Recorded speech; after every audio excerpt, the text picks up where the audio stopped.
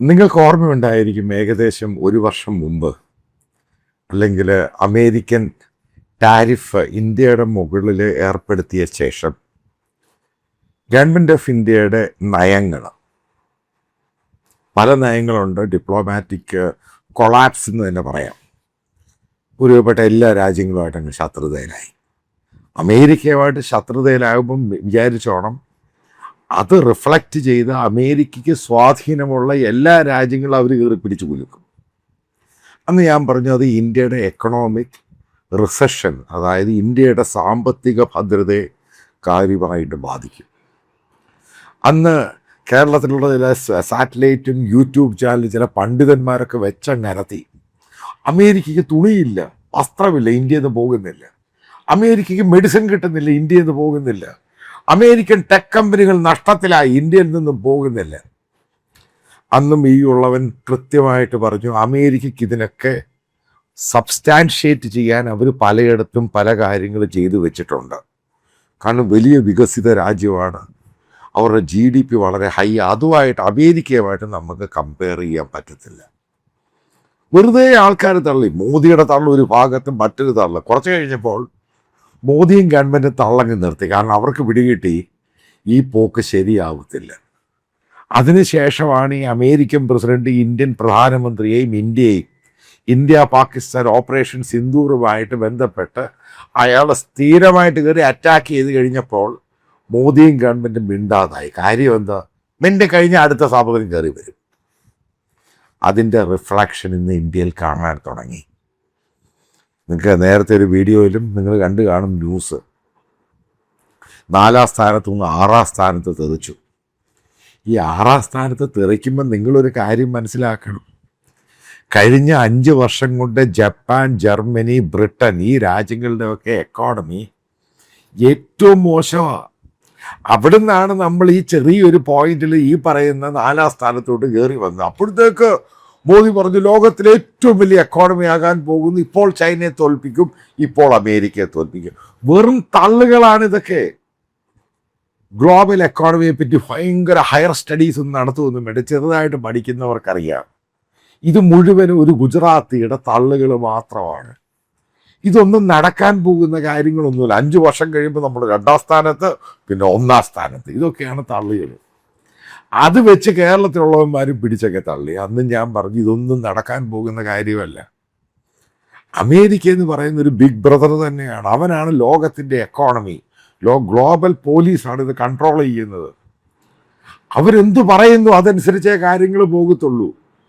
American stock മാർക്കറ്റിൽ എന്തുണ്ടാകുന്നു അതിൻ്റെ reflection ഇന്ത്യയിലുണ്ടാകും. American ട്രഷറിയിലുണ്ടാകുന്ന ചെറിയ മാറ്റങ്ങൾ 0.111 അതുപോലും ഇന്ത്യൻ മാർക്കറ്റിലും, ഇന്ത്യൻ സ്റ്റോക്ക് മാർക്കറ്റിലും, ഇന്ത്യൻ RBIയിലും റിഫ്ലക്റ്റ് ചെയ്യും. ഇതാണ് സിമ്പിളായിട്ട് പറഞ്ഞു കഴിഞ്ഞാൽ. ഏറ്റവും ലേറ്റസ്റ്റ് ഡെവലപ്മെൻറ്റ് നിങ്ങൾക്കറിയാം. അതായത് ഇന്ത്യയിലെ പല കമ്പനികളും പൂട്ടി. കാരണം അമേരിക്കൻ ടാരിഫ്. അപ്പോൾ പറയുന്നു യൂറോപ്പ് വരുന്നു, അപ്പോൾ പറയുന്നു മറ്റുള്ളവർ വരുന്നു. ഇതൊന്നും അമേരിക്കയ്ക്ക് പകരം വെക്കാൻ ഇതൊന്നും ആവത്തില്ല. ഇതാണ് അതിൻ്റെ യാഥാർത്ഥ്യം എന്ന് പറയുന്നത്. അതുകൊണ്ടാണ് യൂറോപ്യൻ രാജ്യങ്ങൾ അമേരിക്കയുടെ കാല് പിടിച്ചു കിടക്കുന്നത്. അവർ പറയുന്നത് മണ്ടന്മാരാണ്. ഇന്ത്യയെക്കാളും ഭയങ്കര മോശം രാജ്യങ്ങളാണ് യൂറോപ്യൻ രാജ്യങ്ങൾ. അവർക്കിതൊന്നും അറിയത്തില്ലേ? അവരെന്താ വീണ്ടും പോയി ട്രംപിൻ്റെ കാലെ പിടിക്കുന്നതിൻ്റെ കാര്യം? കാരണം അവർക്കറിയാം അമേരിക്ക എന്ന് പറഞ്ഞ രാജ്യം പ്രൊആക്റ്റീവ് ആയില്ലെങ്കിൽ ആ രാജ്യത്തിൻ്റെ എക്കോണമി തകർന്നു പോകും. ഇതാ അതിൻ്റെ ബേസ് എന്ന് പറയുന്നത്. എത്രയും വലിയ ശക്തമായ ചൈന, എന്തിനാണ് ചൈന അവസാനം അമേരിക്കയുമായിട്ട് ലോഹ്യത്തിലങ്ങ് പോകുന്നത്? കാരണം ചൈനയ്ക്ക് പോലും അമേരിക്ക കോമ്പറ്റ് ചെയ്യാൻ പറ്റത്തില്ല. കൺട്രോളിങ് അവൻ്റെ കയ്യിലാണ്. ഇത് തന്നെയാണ് ഇന്ത്യയിലുണ്ടായത്. കഴിഞ്ഞ 2-3 ദിവസങ്ങളായിട്ട്, അല്ലെങ്കിൽ കഴിഞ്ഞ ഒരാഴ്ചയായിട്ട് ഇന്ത്യൻ മീഡിയ മുഴുവൻ ഇത് പൂഴ്ത്തി അങ്ങ് വെച്ചു. ഇതൊന്നും പുറത്ത് കാണിച്ചില്ല. സൂററ്റ് റെയിൽവേ സ്റ്റേഷനിലും, ഡൽഹിയിലുള്ള ആനന്ദ് വിഹാർ റെയിൽവേ സ്റ്റേഷനിലും, ഇന്ത്യയിലെ പല റെയിൽവേ സ്റ്റേഷനിലും നിങ്ങൾക്ക് ഓർമ്മയുണ്ടായിരിക്കും കോവിഡ് സമയത്ത്, അതായത് ലോക്ക്ഡൗൺ അങ്ങോട്ട് മാറ്റിക്കഴിഞ്ഞപ്പോൾ ആൾക്കാർ തിരിച്ചു പോകുന്നതിൻ്റെ സംഭവം. പക്ഷേ ഇപ്പോഴത്തെ കോവിഡ് അല്ല അടിച്ചിരിക്കുന്നത്. പ്രധാനമായിട്ടും ആൾക്കാർക്ക് ജോലി പോയി. ഒന്ന്. രണ്ടാമത് ഈ വെസ്റ്റ് ഏഷ്യ ക്രൈസിസുമായി ബന്ധപ്പെട്ട് ഈ ജോലിക്കാർ, ഈ എംപ്ലോയീസ് എന്ന് പറയും. ഇപ്പം ഞാൻ ഡൽഹി ജീവിക്കുന്ന ഒരാളാണ്. എൻ്റെ വീട്ടിൽ സഹായത്തിനായിട്ട് 2 സ്ത്രീകൾ വരുന്നുണ്ട്. ഇതൊക്കെ ബീഹാറിൽ നിന്ന് UP എന്നൊക്കെ വരുന്നവരാണ്. ചെറിയ രാവിലെ വൈഫിനെ സഹായിക്കുന്നു, തൂക്കുന്നു, പാത്രം കഴുകുന്നു. അത് വേറെ സ്ത്രീ വന്നിട്ട് പൊടിയൊക്കെ അടിക്കുന്നു. കുറച്ച് വലിയ വീടായിരുന്നു. ഇപ്പം 2 പേര്, ഇപ്പം 2 പേരുടെ ഹസ്ബൻഡുമാരും വർക്ക് ചെയ്യുന്നുണ്ട്. ഇവർക്കൊന്നും ഡൽഹിയിൽ റേഷൻ കാർഡൊന്നുമില്ല. ഇവരീ പറയുന്ന UP നിന്നും ബീഹാറിൽ നിന്നും മറ്റ് സംസ്ഥാനങ്ങളിൽ നിന്നും ജോലിക്കായിട്ട്, അവിടെ ഒന്നും ജോലിയില്ല, കൃഷി മാത്രമേ ചെറിയ തോത് ഇതേ കിട്ടത്തുള്ളൂ. കുട്ടികളെ പഠിപ്പിക്കാനൊന്നും പറ്റത്തില്ല. ഇന്ത്യ എന്ന് പറയുന്ന ഇന്നും ദരിദ്ര രാജ്യമാണ്. ഈ പറയുന്ന പച്ചക്കള്ളമാണ് പല ആൾക്കാരും യാഥാർത്ഥ്യം മനസ്സിലാക്കിയിട്ട് സത്യം മറച്ചു വെക്കുകയാണ്. ഇന്ത്യ ഇന്നും ദരിദ്ര രാജ്യമാണ്. അപ്പം ഇവിടെ ജോലി ചെയ്യുന്ന ആൾക്കാർ, കാരണം ഈ 5 ലിറ്ററിൻ്റെ 5 കിലോയുടെ ഈ ഗ്യാസാണ് ഇവർ ഉപയോഗിക്കുന്നത്. കാരണം ഇവർക്ക് പ്രോപ്പറായിട്ട് അത് കൊടുക്കാൻ പറ്റത്തില്ല. കാരണം ഇവിടെ മറ്റുള്ള ഡോക്യുമെൻറ്റേഷനൊന്നും, ജീവിക്കാൻ വന്നിരിക്കുന്നവരാണ് അവർ. 2000-2500 രൂപ ചെറിയൊരു വാടക കൊടുത്ത് കുടുംബം താമസിക്കുന്നു. ചെറിയൊരു ഷെഡിലോ സ്ലമ്മിലോ എവിടെ ആണെങ്കിലും താമസിക്കുന്നു. ഈ പറയുന്ന 5 kg ഈ ഗ്യാസ് മേടിച്ച് പാചകം ചെയ്യുന്നു.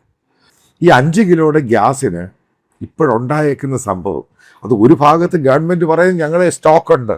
പക്ഷേ യഥാർത്ഥം നിങ്ങൾ മനസ്സിലാക്കുക. ഞാൻ ഡൽഹി ജീവിക്കുന്ന ഒരാളാണ്. ഇവിടെ അധികവും റെസ്റ്റോറൻറ്റുകളിൽ പണം ഇതിൻ്റെ ചാർജ് കൂട്ടി 10%, 15% വെച്ച് കൂട്ടി. ഗ്യാസിൻ്റെ ഷോർട്ടേജ്, അതിന് ചാർജ് കൂടി.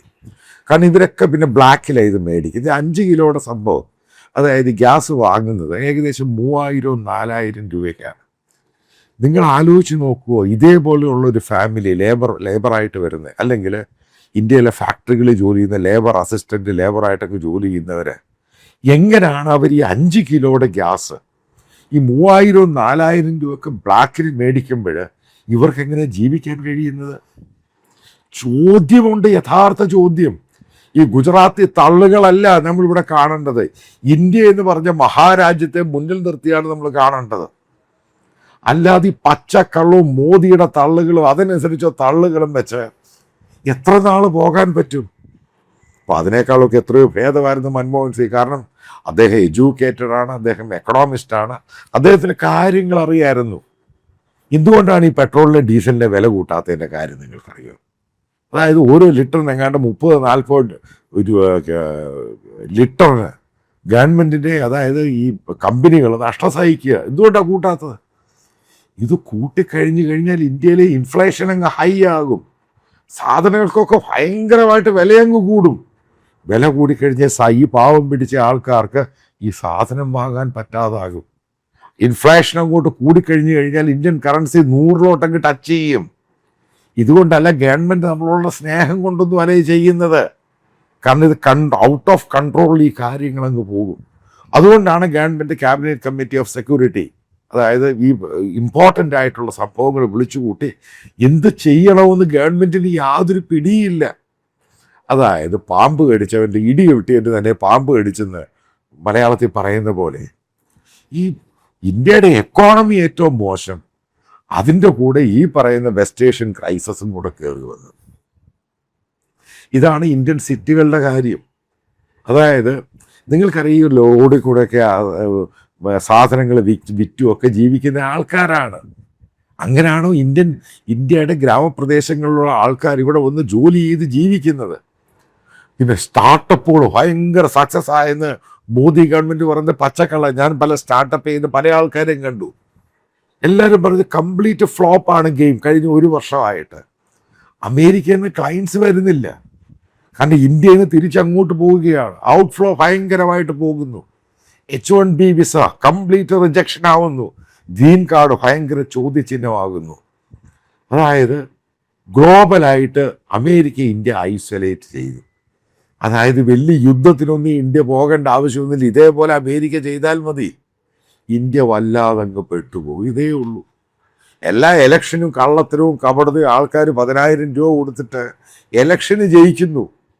പക്ഷേ യഥാർത്ഥ ഇന്ത്യൻ എക്കോണമി എങ്ങനെ ഡീല് ചെയ്യണമെന്ന് മോദി ഗവൺമെൻറ്റിന് യാതൊരു സംഭവമില്ല. അറിയോ? എനിക്കറിയത്തില്ല.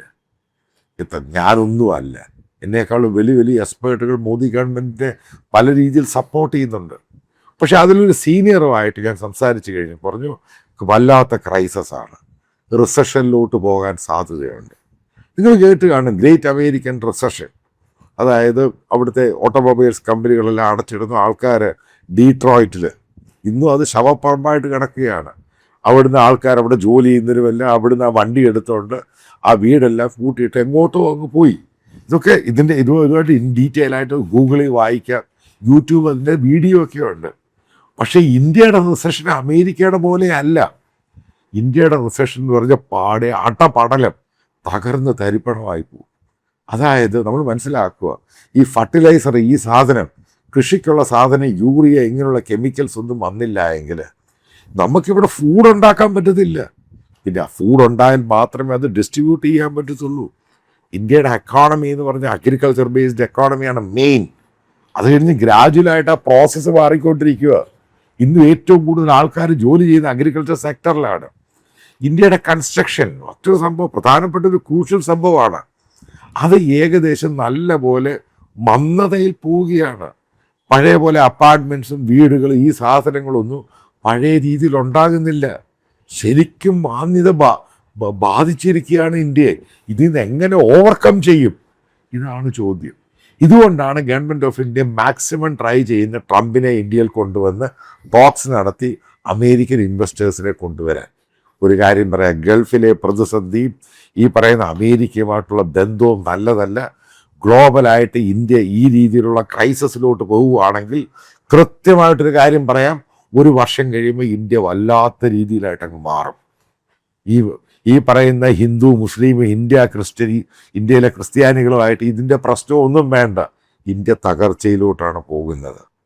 അതായത് ഗ്ലോബലായിട്ടുള്ള ഇന്ത്യൻ റെമിറ്റൻസ് അത് വളരെയധികം ഷാർപ്പായിട്ട് ഡിക്ലൈൻ ചെയ്തു.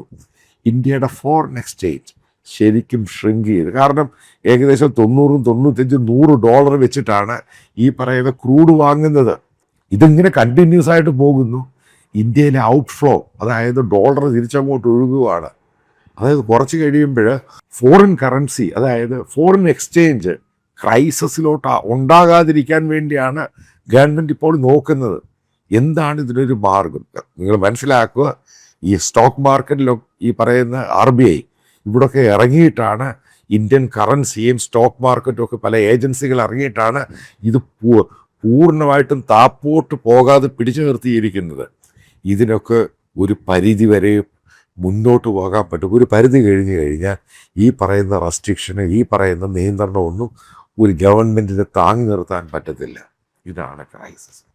അതേപോലെ തന്നെ ഗൾഫ് ക്രൈസിസ് അത് സെറ്റിൽ ചെയ്തില്ല എങ്കിൽ ഏകദേശം 10-60 ലക്ഷം പേർ ഇന്ത്യയിലോട്ട് വരുന്നു. റെമിറ്റൻസ് മാത്രമല്ല, അവർ പിന്നെ വന്നു കഴിഞ്ഞാൽ എന്ത് ചെയ്യും? ഇന്ത്യയിലെ സിറ്റികളിൽ നിന്ന് ഗ്രാമങ്ങളിലോട്ട് ആൾക്കാർ പോകുന്നു.